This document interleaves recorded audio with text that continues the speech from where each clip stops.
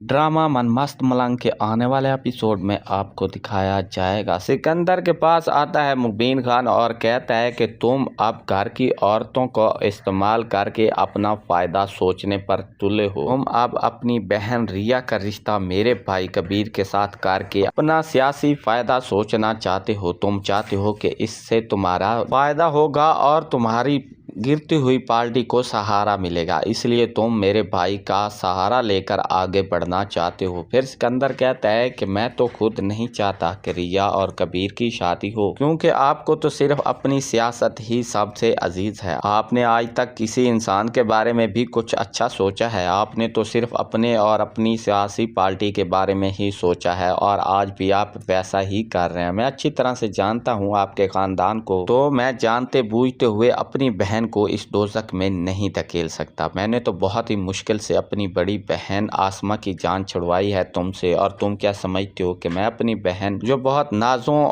से पली हुई है, फूलों जैसी मेरी बहन है, और मैं तुम्हारे उस दरिंदे भाई के हवाले कर दूं? ऐसा नहीं होगा। मेरी बहन है, मैं कुछ भी कर लूंगा, लेकिन वो कभी भी कबीर की नहीं होने दूंगा। मुबीन खान कहता है कि अपने फैसले पर अटल रहना, कभी ये ना हो कि तुम अपनी बहन की मोहब्बत और उसके जज्बात में आकर ये बात भूल जाना कि तुम और हम दोनों एक दूसरे के दुश्मन हैं। कभी भी मेरे साथ रिश्तेदारी करने की बात जहन में मत लाना, वरना एक बात याद रखना, तुम पहले कोशिश कर रहे थे मेरे भाई कबीर की जान लेने की, लेकिन तुम ऐसा नहीं कर पाए। लेकिन अगर अब मैंने चाहा रिया की जान लेनी तो तुम मुझे रोक नहीं पाओगे। तो मैं ऐसा खेल खेलूंगा, तुम्हारी बहन जो हमारे घर पर राज करने के ख्वाब देख रही है, इसके ख्वाब भी टूट जाएंगे और वो इस दुनिया से भी चली जाएगी। किसी को कानो कान खबर भी नहीं होगी। ये मैं कर सकता हूँ, तुम अच्छी तरह से जानते हो। जब ये बात सुनता है सिकंदर तो वो डर जाता है, क्योंकि उसे इस बात का अच्छी तरह से इल्म है कि मुबीन खान कुछ भी कर सकता है। वो अपने खानदान की इज्जत और साख्त बचाने के लिए कुछ भी करने के लिए तैयार है, और अगर उसने रिया की जान ले ली तो फिर कहीं ऐसा न हो कि मैं ये जानते हुए भी कि रिया की जान मुबीन खान ले सकता है तो फिर भी कुछ न करूं और ये उसकी जान ले सिर्फ इस वजह से कि उसके भाई के साथ इसकी शादी ना हो। इसी बात को लेकर वो जाता है अपनी बहन